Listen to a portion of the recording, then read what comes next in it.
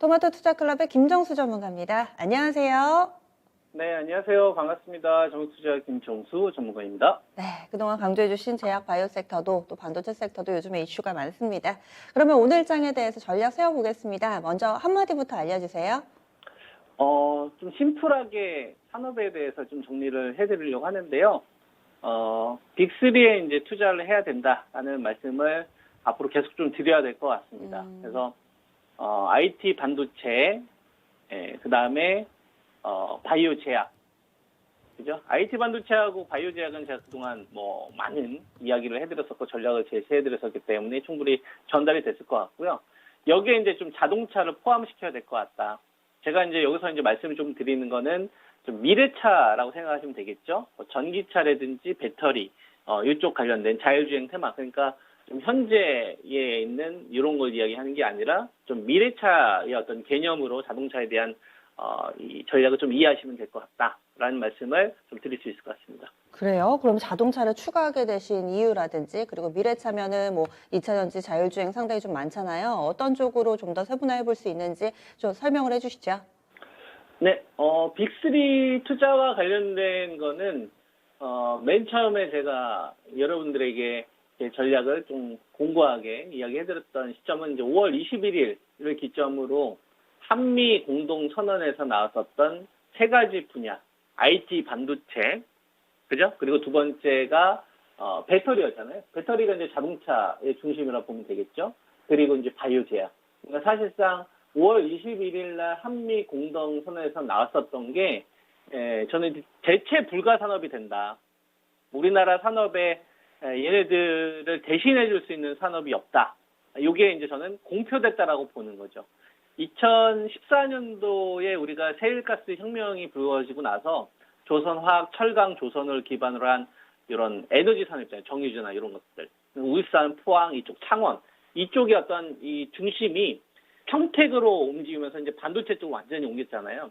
전 세계적으로 뭐 엑슨 모빌이나 이런 것 대신 이제 빅테크, 아마존이나 뭐 테슬라 이런 것들이 산업의 주류가 됐지 않습니까? 그래서 뭐 인텔보다는 엔비디아, 퀄컴이 더 바뀌었고, 그래서 시대의 어떤 큰 조류가 작년도 코로나 사태에서 일단 시작이 돼서 한 1년 단위 좀 지난 기간 동안 여러 가지 좀 숟가내기 과정들도 좀 있었고 종목을 좀 골라내는 과정도 있었지만 이게 이제 완전히 좀 확고하게 좀 자리 잡히지 않았나. 그래서 좀 큰 시대의 조류에 있다라고 저는 생각을 하거든요. 그래서 이제 빅3 투자와 관련된 이야기 위주로 앞으로 저는 계속 방송을 해드릴 생각이고요. 그리고 다른 산업들보다는 여기서가 계속적으로 큰 기회가 있을 거다. 그래서 IT 반도체, 바이오 제약, 자동차 이쪽에 이제 좀 투자하는 전략으로 여러분들이 좀 중장기적인 어떤 방향성을 참 잡고 여기에서 이제 단기적으로 발생될 수 있을 만한 뭐 조정이라든지 이슈들이 좀 있을 수 있겠죠. 그래서 그런 것들에 대한 세부적인 것들 정도만 우리가 좀 점검하면서 대응하는 것이 좀 필요하지 않겠느냐 이런 말씀을 좀 드릴 수 있을 것 같습니다. 그래서 바이오 제약 같은 부분에 대해서는 제가 여러분들에게 이제 mRNA와 관련된 이야기를 맨 처음 했던 거는 작년도 10월 이전입니다. 화이자 백신이 나오기 전까지. 그래서 DNA나 그죠? 그다음에 어떤 신약에 대한 것보다 앞으로 mRNA 시대로 바뀔 거다라는 말씀을 작년도부터 드렸고요. 이게 지금 그 당시에는 별 볼 일 없었지만 이게 시간이 지나니까 정말 주류가 되지 않습니까? 그래서 그때 이야기됐던 뭐 아이진을 비롯해서 그 에스티팜, 올릭스 이런 것들이 상당한 좀 시세가 지금까지 이어지고 있는 거거든요. 이런 플랫폼 업체가 시장을 완전히 좀 장악한다라고 봐야 됩니다. 이 조류는 좀 바꿀 수 없다라고 보고 있고요. 그래서 바이오 제약 관련되어서는 삼성 바이오로직스나 그다음에 이제 녹십자 랩스 최근 들어서 이제 반등이 좀 시도가 되고 있는 주식들 그리고 이제 아이진 같은 주식들이 이제 시세가 터졌다가 이제 살짝 좀 쉬는 흐름들이 나오고 있잖아요. 여기에 이제 이현지약 같은 첫 번째 이 아이진과 같이 파트너십을 맺으면서 시세 랠리 달았던 이런 주식들이 두 번째 타자로 이제 전 넘어간다. 그래서 이제 나이백이나 그다음에 이제 올릭스나 그다음에 이제 에스팜. 그래서 조정 국면에 여러분들이 공략해야 될 곳은 이쪽 RNA 쪽에 대한 포커스를 두시면서 전략을 세우시면 된다. 그래서 공략은 바이오제약은 이쪽 위주로 하시면 되고요. 이거와 관련된 거는 제가 수요일날 자세하게 이야기를 해드렸잖아요. 그래서 이제 제가 월요일, 수요일, 금요일 이 시간을 이용을 해서 여러분들의 절대 전략을 얘기를 해드리는데 한꺼번에 다 이야기하기는 어려울 것 같고 그래서 오늘은 IT 반도체하고 자동차 가운데서 IT 반도체 위주로 제가 이야기를 해드릴게요. 다음 주 되면 또 자동차 이야기를 해드리고요. 미래차 쪽. 자, 반도체 쪽으로 제가 여러분들이 추천했던 종목을 기억하십니까? 월덱스입니다. 제가 24,000원 전후에서 여러분들에게 추천을 좀 해드렸었는데 이 반도체 쪽 관련된 부분에 대해서 제가 투자를 했었을 때 어떠한 말씀을 좀 드리면서 포커스를 맞췄냐면 IT 반도체인데 시대의 어떤 주류가 중국에서 어디로 넘어가냐면은 미국으로 넘어가면서 중국 쪽에 대한 매출 비중을 높이고 있거나 매출 비중이 치중된 업체들보다는 미국 쪽에 대한 매출 비중을 높이는 사업의 어떤 매출 구조가 적어도 미국 쪽으로 가고 있는 요게 포인트를 두면서 전략을 세우셔야 된다는 말씀을 여러 차례 드리고 있거든요. 요거를 여러분들이 이렇게 보시면 쉬울 것 같습니다.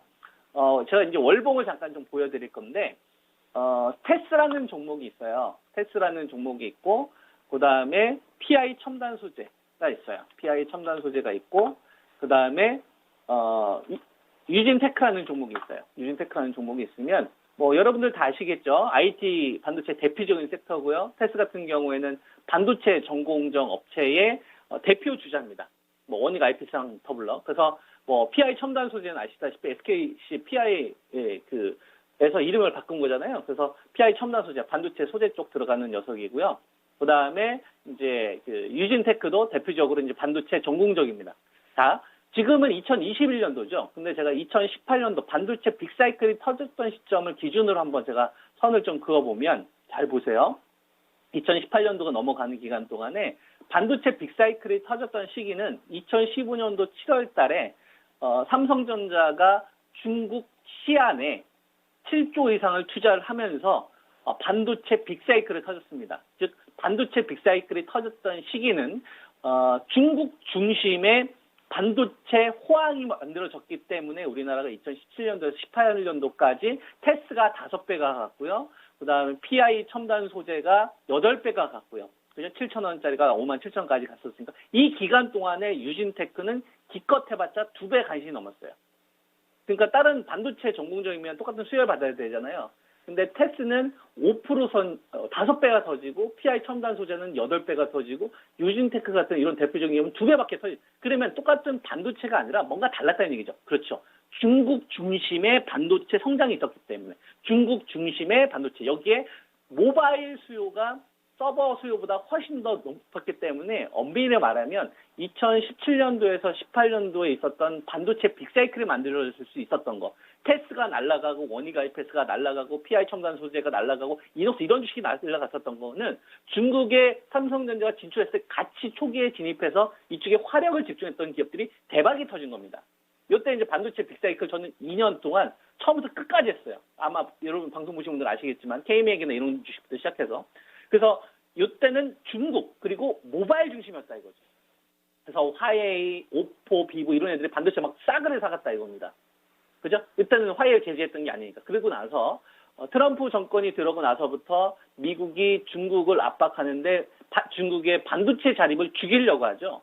그래서 전 세계 반도체의 70%는 우리나라하고 중국에서 생산하기 때문에 미국은 반도체 생산율 채 10%밖에 되지 않습니다.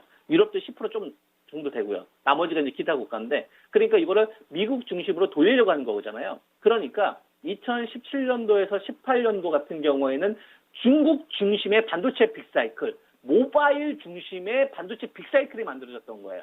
그러니까 OLED도 중소형 OLED가 성장을 했었던 거고. 그런데 지금은 중국보다는 미국 중심의 매출 비중을 높이고 있는 업체.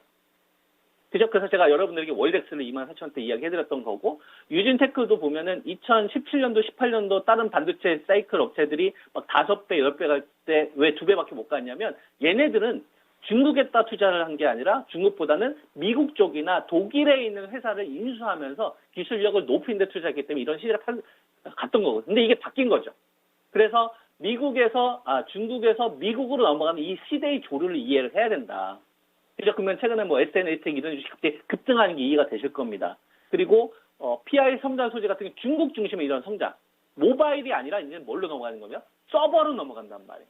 그러니까 모바일 수요가 반도체 수요를 촉발했던 2017년도, 18년의 반도체 빅사이클이 중국 중심으로 지금은 화웨이를 제재하다 보니까 반도체에서도 약간 다운시키죠. 그러다 보니까 모바일보다는 서버 수요에 대한 매출 비중이 더 높아지는 거예요. 그 당시는 매출 비중 10%밖에 되지 않았거든요. 서버 쪽이. 모바일이 한 40%, 50%가 됐어. 지금은 서버 쪽이 30% 이상 차지합니다. 그러면 여러분들 서버 제일 많이 사는 데가 어디예요? 중국입니까? 아니죠. 아마존, 애플, 마이크로소프트. 그죠? 클라우드 기반으로 한 사업이 미국 중심이잖아요. 그러니까 똑같은 100억을 벌더라도 2018년도에 100억을 벌고 지금 100억을 벌더라도 미국에서 100억을 벌고 서버와 관련된 사업을 한다거나 클라우드 기반으로 간다거나 이런 포인트를 두면서 전략을 세우는 게 저는 맞지 않겠느냐라는 네. 게 이제 제 관점이어서 반도체 관련된 기업들도 네. 뭐 시간이 별로 없죠. 아쉽네요. 네. 그것도 그렇고 반도체 뉴스 좀 나왔잖아요. 좀 전에 오늘 아침에 나왔던 인텔 쪽에서 글로벌 파운드리 인수한다는데 그래서 AD칩스가 수혜주로 또 분류되기도 하고 뭐 이러네요. 반도체 그렇죠. 섹터에 미치는 영향 좀 간략하게만 점검을 해주시면서 오늘 이야기 마무리 지어볼까요? 네. 인텔이 파운드리 쪽 관련된 부분 투자하면서 이제 AD 칩스 쪽 관련된 업체에 수혜 받잖아요. 그래서 얘네들이 이제 인텔하고 삼성 파운드리 쪽 관련돼서 이제 대표적인 수혜주로 분류가 될 수 있으니까. 그러니까 인텔과 이런 포인트가 미국 또는 미국의 투자를 지금 집중한다라는 관점 보면 될 것 같아요. 그래서 AD 칩스 올라가게 되면 뭐 SN 같은 이런 업체들도 레벨업이 된다라고 보면 될 것 같고 반도체 장비 쪽에서는 저는 유진테크 그리고 반도체 소재 쪽에서는 월덱스를 좀 추천드리고 나서 좀 잘 올라갔는데 이거 못 잡으신 분들 같은 경우는 코미코라는 종목이 있어요. 얘도 이제 식각 쪽 관련된 업체인데 이런 종목이 만약에 6만 원대 초반에 만약에 붕괴해주는 흐름이 만약에 나온다. 그럼 이런 거 공략하시면 되지 않을까 이렇게 말씀드릴 수 있을 것 같습니다. 네, 아마도 앞으로도 빅3와 관련해서 이야기 들을 시간이 충분히 있을 것 같아요. 한 주간 수고 많이 하셨어요. 고맙습니다. 네, 감사합니다. 네.